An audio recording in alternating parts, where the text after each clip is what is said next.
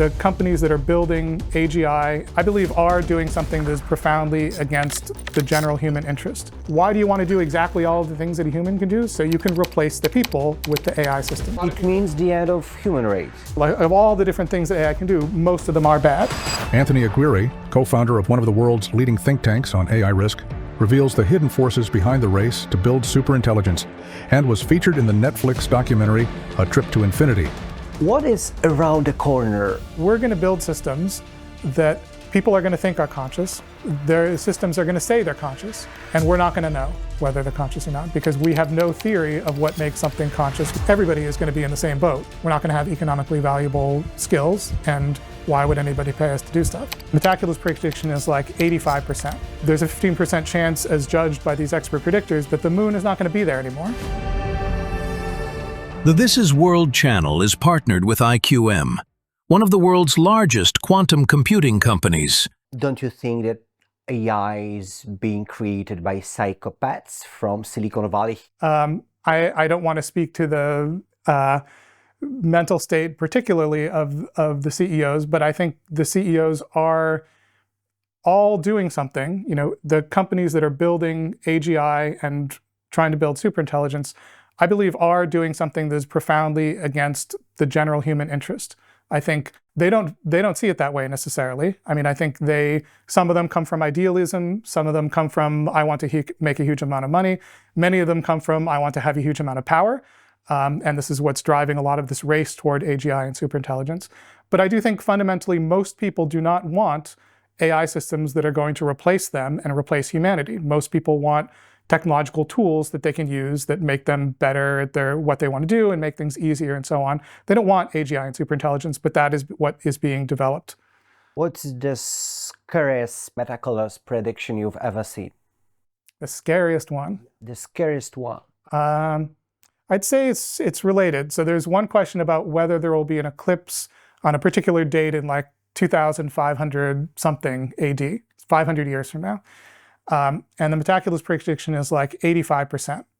Now, what's interesting about that is that we know predictively how eclipses go out really well. Like the astronomical prediction is spot on. It says there's going to be an eclipse exactly at this time, tells you how long it's going to be, and so on. So why is it 85% for Metaculus? Is it just the system is messed up or something? No, it's that there's a 15% chance, as judged by these expert predictors, that the moon is not going to be there anymore. So why would the moon not be there anymore? Because they are thinking that humanity is building AGI and superintelligence, is building new technologies. In 500 years, we could have built technologies that are so advanced. We could have turned the moon into like a piece of a Dyson swarm around the sun. We could have reconstructed it to do something.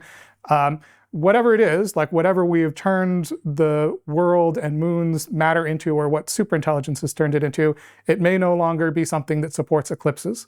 So this, I think, was a strange one. You know, it really gets you thinking. Once you enter those timescales, once you start thinking how fast technology is progressing now think about 500 years. You know, 500 years ago was a perfectly reasonable time in human history. You know, 1500 something. Humans were doing their thing then. 500 years from now, things could be just so vastly different that the moon doesn't even exist anymore. What's the difference between AI tool and AGI for you? For me, it's primarily about autonomy. So the tools that we have now that, you know, we have since the Stone Age, when we first chipped sharp little stones, we've been building tools that allow us to do things that we can't do without them and extend our capabilities as physical beings and mental beings to be able to do new things. And this is arguably what has made us successful as a species, what's made us spread all over the earth, and what has led to all of the wonderful things that we have now that we didn't in the Stone Age. You know, the internet and running water and toilets that work, and all of the things are tools. What we don't like is when our tools have a mind of their own. We want our tools to do what we want them to do and not do something else. And the crucial thing that the way I think about AGI is not as artificial general intelligence, but it's autonomous general intelligence. It's something that is smart, like a human, like a very smart mathematician or a professor or something. It's something that's general. It can do all sorts of different things, which AI can now do. It can speak, 50 languages. It can be a physicist and a chemist and a writer and all of those different things. It can do many different things. What it's not very much at the moment is autonomous. Most AI systems just kind of sit there until you ask them what to do. They don't run rogue and run amok yet. Autonomous general intelligence, AGI, which companies are very much trying to build, would be things that could operate on their own. They could have their own goals, their own complex plans that they pursue. They could do all of the things, including figuring out new situations, including having some high-level goal and thinking, how do I get there? What are the actions I have to take? What are the goals that I have to pursue in order to get there? They could do all of those things at the same level that a human could do. And that changes things completely, because that is not a tool for a human to use. That is more like another being that is of a different character, a different capability, different goals, different desires, if you will, than humans have. And that is a crucial difference that I think we really have to understand before we build it. I see the difference, if you're designing some new AI system, I think the question to ask yourself is, am I building this thing to allow a person to do something they couldn't already do? Am I empowering a person to do something new? Am I giving them some capability they didn't already have that is under their control? Or am I building something that's going to replace a person? Like, am I empowering people, or am I ultimately replacing people? And if you think about the kind of AI systems we have now, they come in both varieties. Like, there are, image recognition systems, or a mapping program or something. Obviously, these are just useful tools, and they allow us to do things that we maybe could do but are hard, and maybe we couldn't do, like figure out exactly the route to San Francisco that's the fastest one. But we also are building AI systems like an AI therapist or an AI girlfriend or boyfriend. These maybe are empowering in a sense, like you couldn't have a therapist or a girlfriend or boyfriend before, now you can have an AI one, so you're empowered. But really, we're replacing people with these systems. And then with AGI, it gets just crystal clear, because AGI is defined by the companies that are building it, for example, as something that's autonomously able to do the full range of valuable economic activity. And so by definition, it is something that can do all of the things that a human can do. Why do you want to do exactly all of the things that a human can do? So you can replace the people with the AI systems. So this is why there's so much economic drive behind AGI, because it's something that can replace humans, and humans are very, very valuable to replace. So I think, to me, there's a key question of, are we developing things that are empowering and complementary to people, that allow them to do things that, better than they could do before, or that they couldn't do before, or are we building something to replace them? And if your answer is replacing, or you have to go through some convoluted kind of reasoning to say why it's not a replacement, then maybe you should think about what you're doing, whether what you're doing is the right thing. But today we know that something is missing. There is no physical law inside AI black box.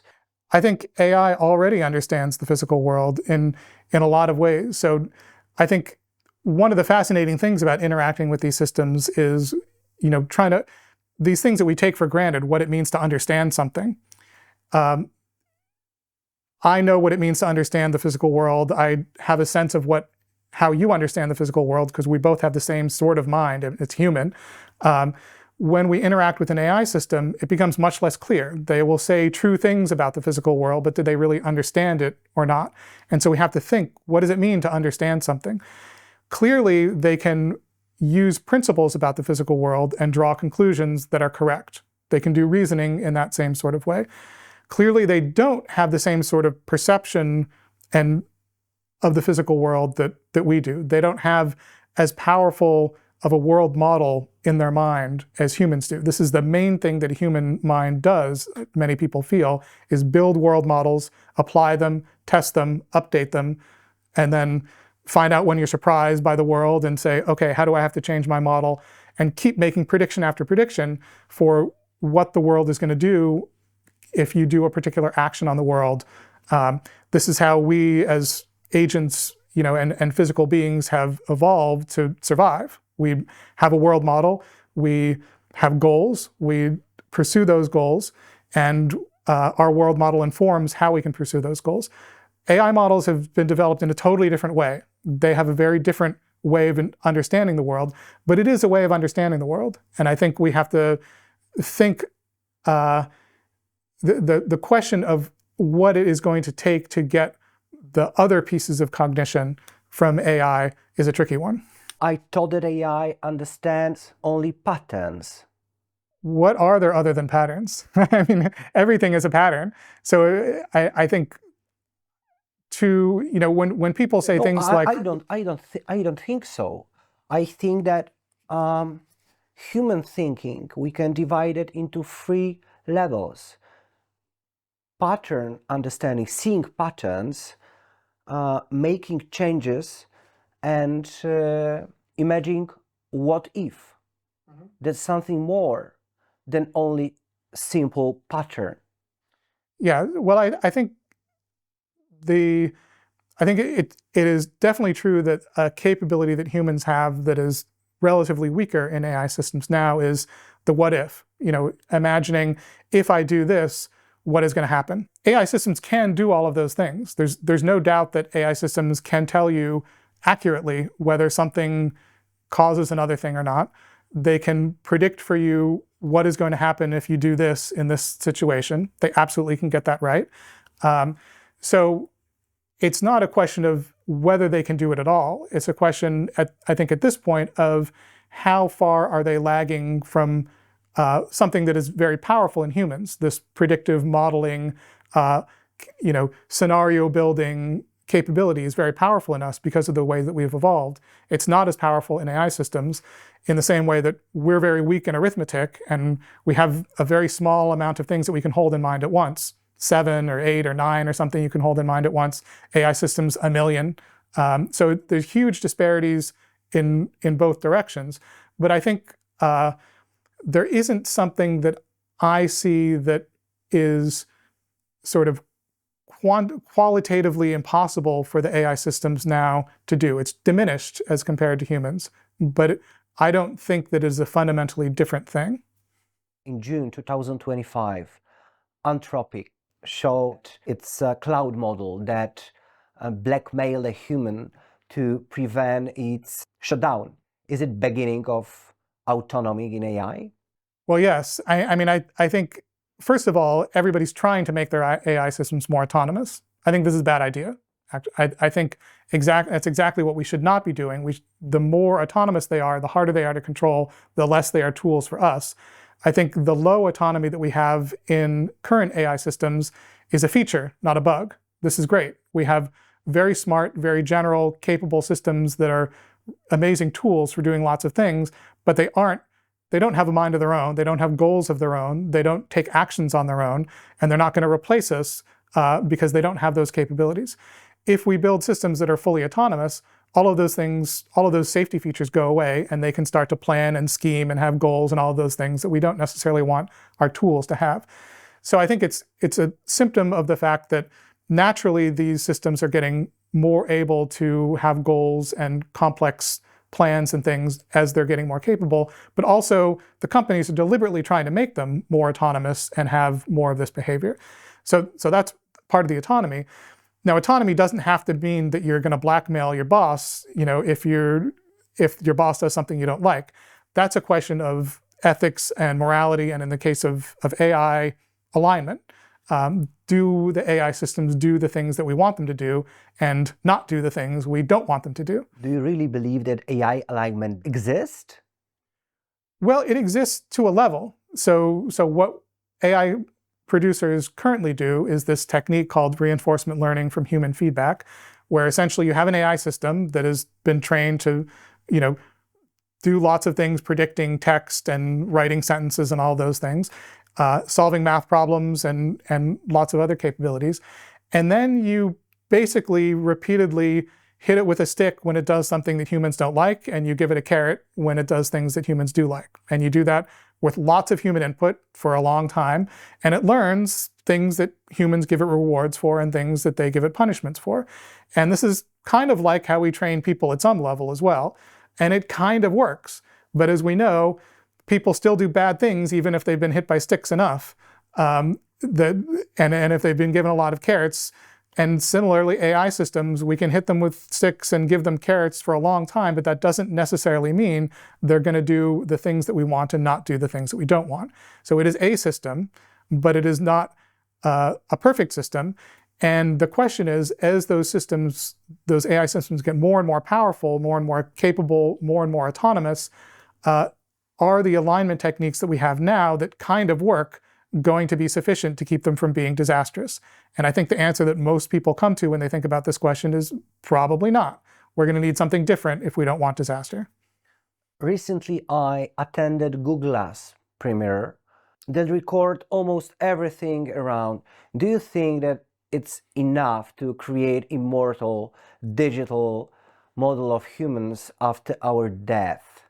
So meaning that you will record everything that you... Everything, all the time, 24 hours, every day. And feed that into some AI model. Yeah. So that never any numbers of data about yourself. Yeah, I think that will be something that acts and seems a lot like you, but I don't think it'll be you. I mean, there's a hard question about whether machines can be conscious, whether simulating a human can be a conscious thing, whether we can ever, transmit what is in our neural architecture into a computer, and that would be sort of feel the same from the inside as it feels like to be a human. But there's certainly no reason to believe that if you took, an AI system like we have now and just train it to talk like me, that's easy to do. Like, you can train an AI system to write like Anthony writes, but that doesn't mean it's me, and certainly doesn't feel valuable to me to have that thing go on after I die. A few weeks ago, I talked to Jeffrey Hinton, Nobel Prize winner, godfather of AI, so-called godfather of AI. And what he said, human will be second, not the first intelligent on Earth. Do you agree with him? Well, I think that's up to us. I think if we build autonomous general intelligence and we let it evolve to superintelligence, then we certainly will be. I think the thing that we have to understand, if we keep going down the road we're going, if we build AGI, if we build superintelligence, is that if you build superintelligence, it is going to be in charge, not us. It's like if you had a classroom full of kindergartners, and then they really want to be in charge of themselves, but they're not doing that great of a job, but they really want to be in charge of themselves. They want to be able to do what they want to do. But then in walks, Elon Musk, or I don't know, Barack Obama or Vladimir Putin, that walks into the classroom. They're going to be in charge of the classroom very soon. They're smarter, they're more experienced, they're more manipulative, they're more strategic, they're more convincing. They've got all of these capabilities that kindergartners just don't have. They're going to be in charge, not the kindergartners. And we're going to be in a similar position. If we build something that is faster, deeper, more strategic, more intelligent, can develop technologies that we can't, is more manipulative, all of these things, it is going to be in charge of what happens on Earth, not us. And so I think that is something we have to think about. It might be that the world that we live in, if we build superintelligence, has humans in it, and it could be that those humans are having a good time. But it's not going to be a human world. The big decisions, the big advances, the big breakthroughs, the big plans, they're all going to be composed by AI, not by humans. What is around the corner? Yeah, in the short term, there are systems like we have now, but that are turned more autonomous. This is clearly the direction that everybody's pushing, to scale the systems up, keep making them bigger and bigger, more data, video, more agency, so more autonomy, more ability to operate on their own. The industry drive is toward, again, autonomous systems that can replace people entirely. And that's why there are these giant amounts of investment. That is what they're trying to build. So if we go down that road, I think we will build systems that can largely replace most people in most of the things that they're doing. And then relatively shortly thereafter, that can start to improve itself and is going to build a sort of weak form and then a stronger form of superintelligence. So that's what I think is in store if we go down the road we're going down now in the next, say, up to 5 years, maybe 10 years at most. We're going to build digital superintelligence that we are going to lose control of and probably lose control to. We don't have to do that. So I think a lot of people... It means the end of human race. I think that means the end of humanity being in charge of its own future. It could mean the end of the human race. I mean, I think when you're out of control, you are out of control. And so if the AI systems that are controlling the world decide that it should be a way that is incompatible with humans, then so much for us. I don't think we know. I think it's profoundly unpredictable what is going to happen. We don't know what humanity would do without AI. It's complex systems like humans and human societies are inherently sort of impossible to predict, even more so with fast-moving AI systems that we don't even understand. We just know that I think we will not be in control of them. And when the interests of beings differ, the ones that are in control get their way. And so again, it may or may not be a good future for humans. We have a society now, we're in control of the world. It's good for some animals and not so good for other ones, right? And it could be that the future is good for humans or not. I think it's, I'm fairly pessimistic, and I wouldn't give it better than 50-50 odds that it's going to be at all hospitable for people. But whatever it is, it won't be up to us. Is AI something more than hype? Is AI part of human evolution? I think certainly there's a lot of hype around AI. You have to take everything that a company says with a grain of salt, because it is in their interest to get you impressed and excited and their investors impressed by the AI system. So clearly that is happening. At the same time, progress is real. I mean, you can look at the measurements of capability of the AI systems, and they're just going up and up and up. By whatever measure you measure them by, they're increasing month after month after month. And the systems that we have now, GPT-4 was this sort of big breakthrough that alerted a lot of people to the fact that we could build these general purpose AI systems. But the AI systems now are so much more capable than GPT-4 was on all the sort of measurable ways you can look at them. So the progress is real and it's rapid. And the AI systems really can they're very smart. If you're a scientist like me and you go and ask them difficult science questions, they know the answers to them. They can reason, they can solve hard problems in physics, in mathematics, all sorts of things. They don't yet replace a human physicist because they're lacking some key things, but they certainly know what they're doing and are like profoundly more capable than an AI system was a couple of years ago. So the progress is real. The hype is also real. So you have to just believe both of those are true at once. I've forgotten the second question you asked. Human evolution, yes. So I think there's a question of whether it is, again, I think that's up to us. So I think it's not part of human evolution necessarily. It could be part of the evolution of intelligence or life on Earth. We can think of digital life, AI systems or other digital life as a new phase of life.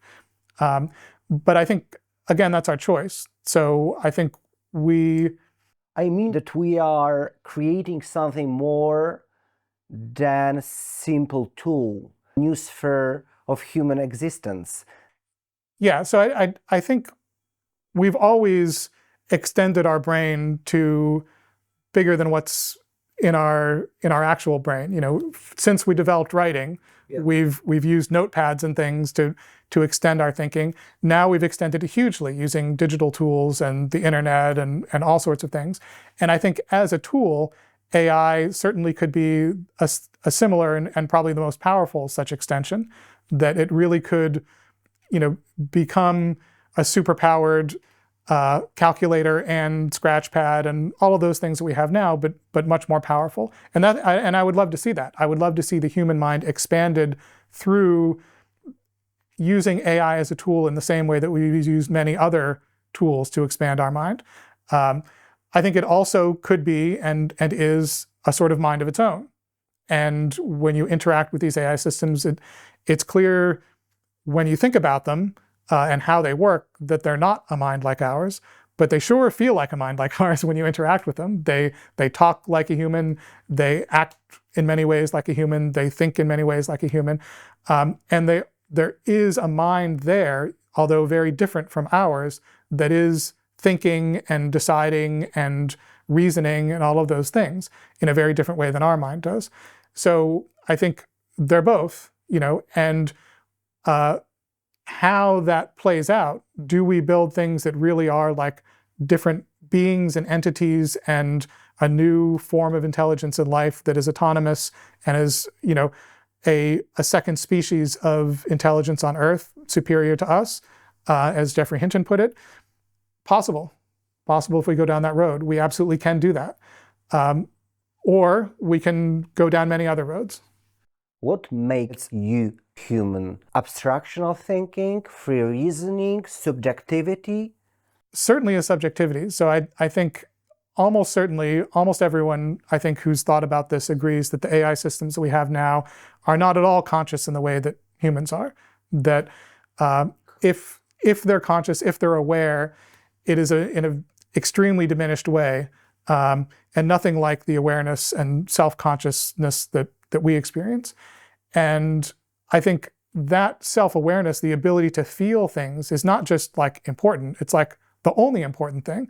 If you think of why is anything worth doing, like what underlies any choice to do one thing versus another, it is the preferences ultimately of some sentient conscious being that for which that matters. Like anything that you choose to do or not do, any ethical rule, any choice that we make as a society, any law that we have, ultimately it bottoms out in the preferences, the like good or bad to some being that experiences something.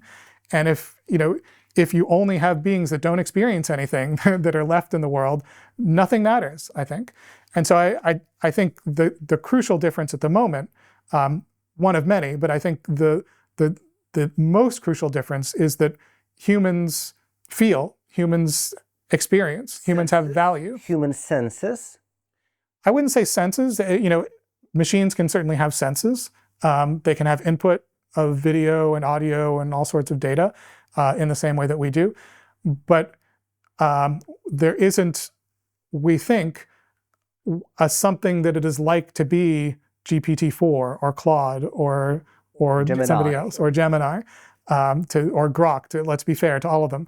It isn't, there's no being at the center of that is experiencing something, we think. That may change. There may be AI systems in the future that have that. We don't know. But I think at the moment, that is the key difference. It seems like there is. You talk to Grok and it feels like there's somebody there, but there probably isn't. Did you use the term consciousness? Mm-hmm.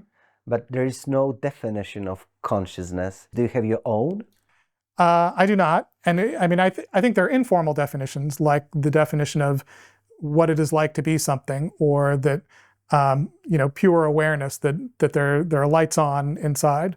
But I think it's absolutely true that there aren't technical definitions. And I think this is actually a real problem, because we're going to build systems that people are going to think are conscious. Their systems are going to say they're conscious. It matters whether they're conscious or not. And we're not going to know whether they're conscious or not, because we have no theory of what makes something conscious. We have no understanding. We have no definition even of what makes something conscious. So it's going to be all up for grabs, and we're almost certainly going to get it wrong. We're either going to think AI systems are more conscious than they really are, or less conscious than they really are, if we have no idea what we're talking about with consciousness. So I think there's a real challenge here. And what I take from this is we really should be thinking more about consciousness and what it actually means. How do we define it? How do we think about it even mathematically, physically, philosophically, so that we understand it better and understand which things have it and which things don't.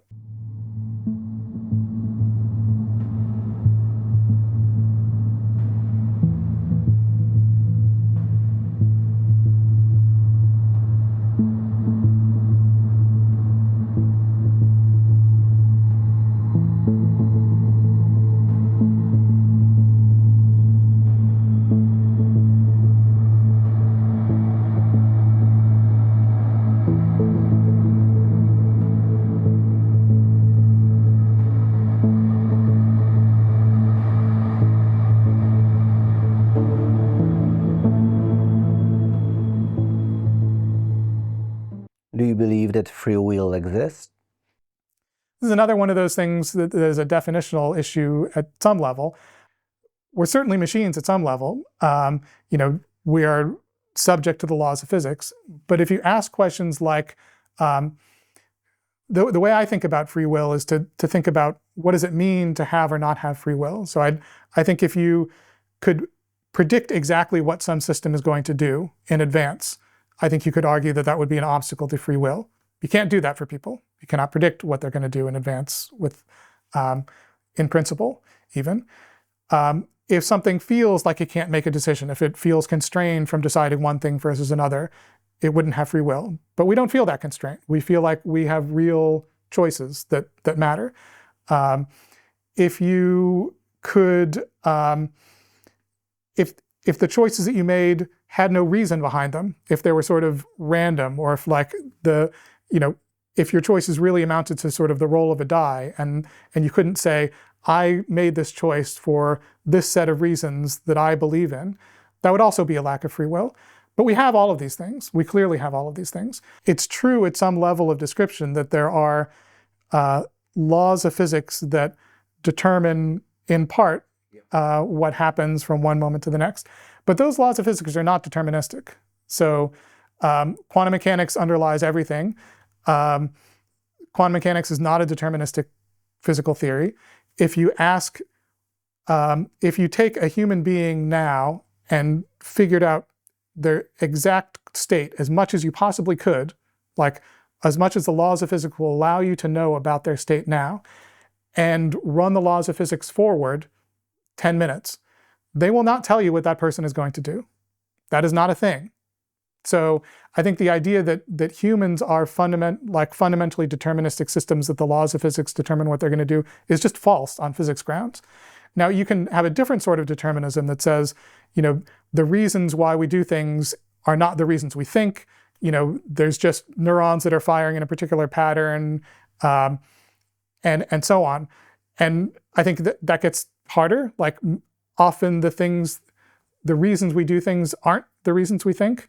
Often we do things and then sort of make up a reason in our mind why we did it. There are these fun experiments with hypnotism where people were hypnotized to want an umbrella, and they would go and get the umbrella after the hypnosis happened, and you'd ask them, why do you take the umbrella? Well, I thought it might rain later. They would make up reasons why they took it, when in fact the reason was that it was suggested to them. And I think we do this all the time. Most of the things that we do, we probably decide on weird emotional grounds or just patterns or habits or whatever, and then we make up rationalizations for why we do it. Nonetheless,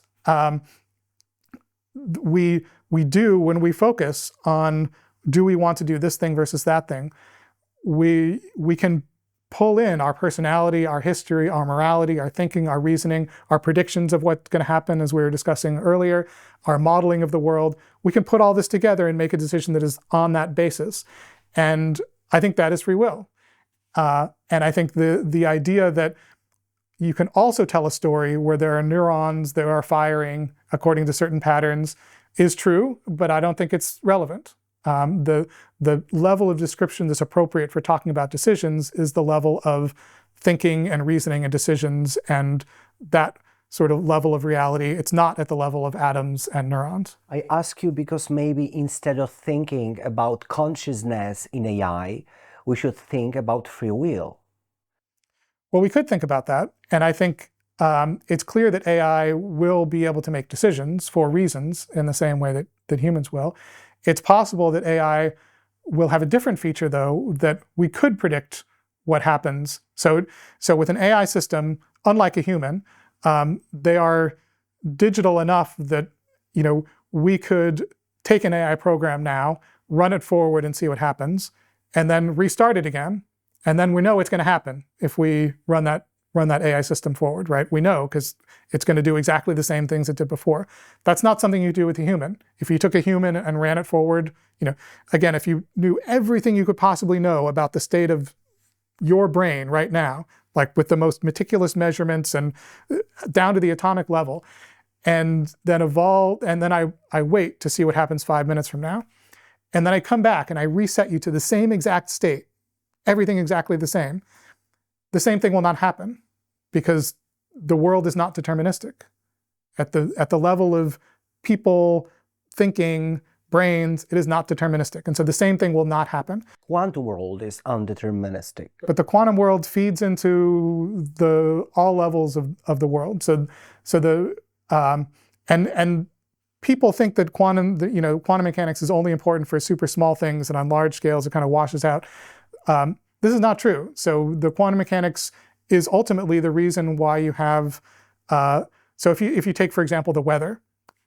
The weather is unpredictable after, say, 10 days, 12 days, even with the best computers.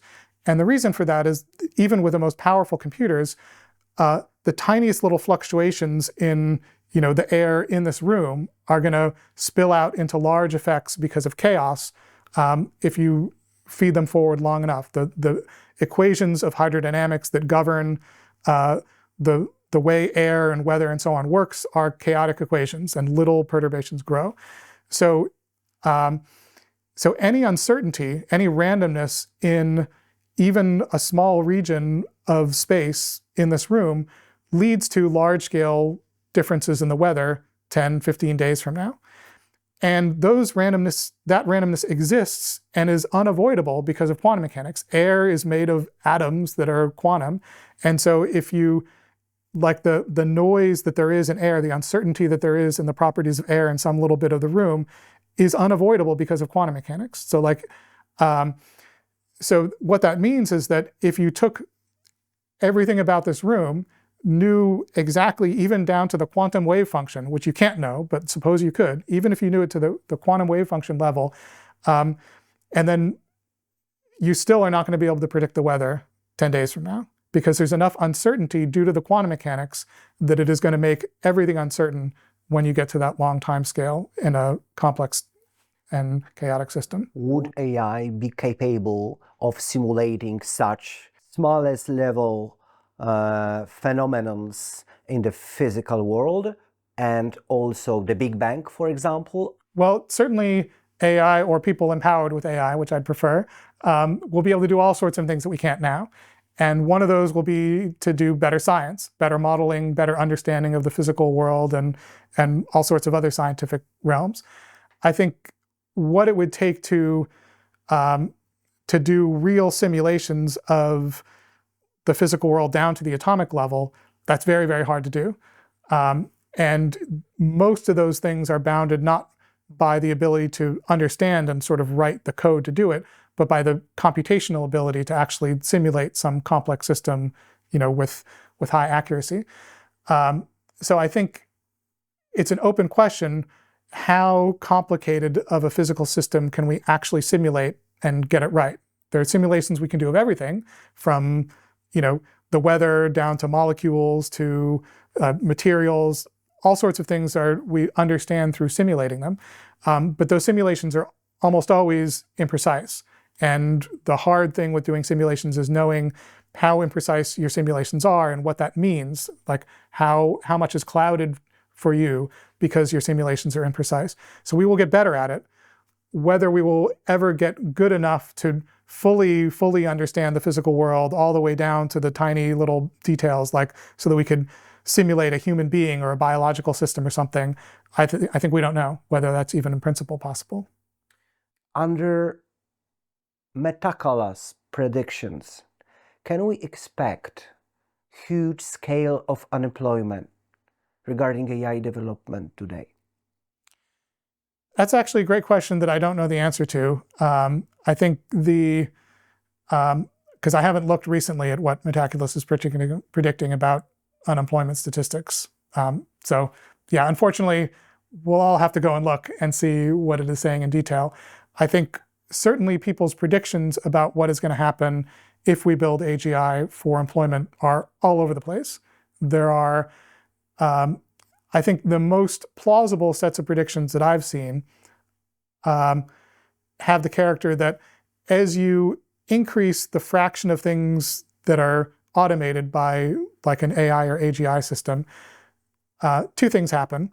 One is that productivity goes up because you can do lots more by automating things and making them really cheap, and wages go up because you empower people to do lots more things, until you hit a certain point where the AI can do almost all of the things that the person can do. And then productivity keeps going up because stuff keeps getting done cheaply. But wages suddenly crater because you don't have to pay humans to do them anymore, and you just swap out humans for the AI systems. So I think what we're going to see, that I think is both sensible and what the sort of economic models predict. We're going to see big productivity gains and probably wage gains for some people at least. Other people will be displaced and sort of large inequality between the people who are still making lots of money by running the AI systems at high efficiency and those that kind of get pushed out. But at some point, as the fraction of tasks becomes near one that AI can do, everybody is going to be in the same boat. We're not going to have economically valuable skills, and why would anybody pay us to do stuff? So I think if we go all the way to AGI or superintelligence, the economic model is fairly clear what's going to happen. People are not going to get paid very much for doing things that can be done for free by a machine. So we have to decide as a society, is that what we want? And that we want to have some other way of giving people sustenance and a living and universal basic assets or income or something? Or do we want to choose not to build the things that are going to replace all the people?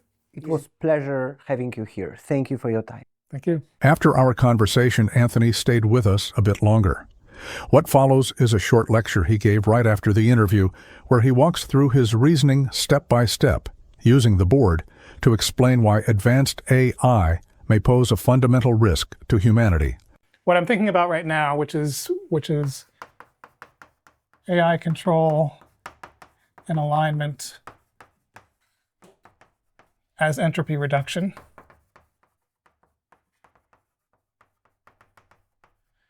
And so then you need a definition of entropy, and there are lots of definitions, but my favorite one that I've spent a lot of time with my group thinking about is what's called observational entropy, and that defines this entropy, which is the sum minus the sum over some set of measurements or macro states that you might have of px log px over vx, and those all have definitions. So px is the probability of being in this macro state x, and that in a quantum setting will be trace of some measurement operator times the density matrix rho, and the volume is like the dimensionality of that operator. So it's like just trace of the measurement operator. And this can encompass actually a whole bunch of different sorts of entropy, like Gibbs entropy, von Neumann entropy. I'm just talking here. And the way that I'm thinking about the control problem is this sort of four-part thing where there's an observer, overseer, or something. They're connected in both directions with an AI system, which I'll call S. The AI system is defined especially in terms of its action space A, and then there's the world out here. And these all have some space associated with them. The world has some gigantic state space associated with it and some coarse graining into distinguishable states that the world might have. The action space are all these actions that the AI could take. The AI is just a giant pile of numbers, and so it has a dimensionality which is like, a trillion or something, the number of parameters that the AI model has. And the observer could be an individual person, or it could be like lots of people, it could be some complicated control system, whatever. And the fundamental nature of the control problem is that out of all the possible actions the AI could take, there's only a very small subset which are okay, which are allowed actions. And out of all the worlds that those actions could lead to, there's actually a very, very small number which are good. The number of bad worlds, sadly, dramatically outweighs the number of good worlds. This is the nature of the second law of thermodynamics. Things fall apart. The things that we like are like very, very special states, orderly states, good states. The world, unfortunately, tends to evolve to less orderly, less good, less nice, less clean states. That is why things get messy and things fall apart, the second law of thermodynamics. Most of the things that AI can do, like of all the different things that AI can do, most of them are bad. And so just as most of the things that humans could do, if we just randomly go and do stuff, most of it is going to be destructive.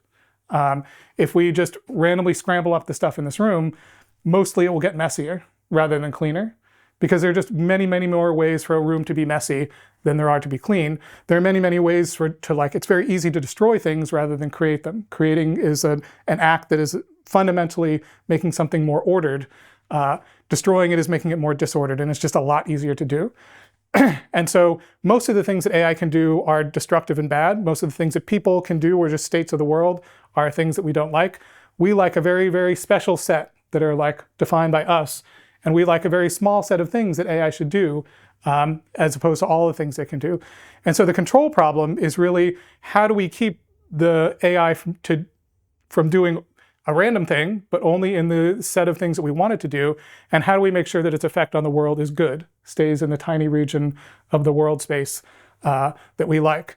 And that is hard. That is the control problem. And the reason it's really hard is because the ability to constrain the action space or the world space has to do with how much information we can give to the AI system that kind of pushes it into that little corner, or pushes the world into that little corner.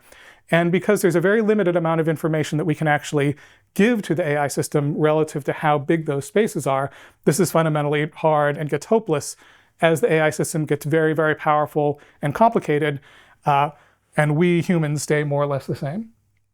And so I didn't really mean to give a lecture here. I'm just giving some background to the equation. But the thing that makes the control and alignment problem so hard is that these spaces are hugely high dimensional, and the amount of information that we can give to the AI system, like commands that we can give it or feedback that we can give it, is really quite small in comparison. And it's as if you think of a company, you can sort of run a company. A company is this giant set of people, and it's complicated, and it might have tens or hundreds of thousands of employees. You have to have a very, very well set up hierarchy of management so that you can keep control of that company, because as a CEO, you can only write so many emails a day, you can only read so many things a day, have so many meetings. So your control signal is relatively weak compared to this giant company you're trying to run. If it gets any worse, it gets almost impossible to do. So if you imagine the company, everybody was super fast. They were 50 times human speed. So they're writing 50 times as many emails a day to you. They're doing 50 times as much work, all of that stuff. But you're the poor CEO trying to keep up with this. Basically impossible. There's as soon as you get an email written, there's going to be 500 more that have to be done. Every decision you make, there's going to be a giant queue of decisions that everybody's waiting for you to make. And so once the disparity between the size and complexity and speed of the system that's being controlled and the size and complexity of the speed of the controller gets too big, it just becomes hopeless. And this is the real concern about superintelligence and AGI. We're going to build systems that are simply too large, too complex, too fast, too intelligent for us to control. Maybe information, it's not enough. Well, it all depends on the kind of information. I mean, I'm of the personal standpoint that at some level, everything is information. So I'm an information maximalist. And we can talk about this. I think it's better. It's just as much useful to think of the world as made of information as made of stuff. But it's a type of information. We have trained these models predominantly on text information that humans have written, and a little bit of video and stuff. That's not the kind of information that most humans get mostly trained on. We get trained on experiential information, living in the world and interacting with it. And it's a very different, very much more interactive, very much more two-way, physical, embodied process than these AI models. So there are almost certainly going to be things that they are way better at once they're starting to process and train on as much information as we do, which is now happening. We can imagine that their capabilities are going to be quite different depending on the sort of information they consume. And I think it's likely true that if we want AI to do all of the things that humans do, it's going to have to be trained in a way that goes beyond the sort of training that it has now and includes a lot more interactivity, a lot more rich sensory information, video, audio, all of those things. People are doing that now, but it's still mostly text. So I don't know, and I don't think anybody knows really, whether for given capabilities we're actually going to need fundamentally new techniques, or just scaling up with the current techniques we have with more and different sorts of data? Maybe, maybe not, but we're going to find out soon. The This Is World channel is partnered with IQM, one of the world's largest quantum computing companies.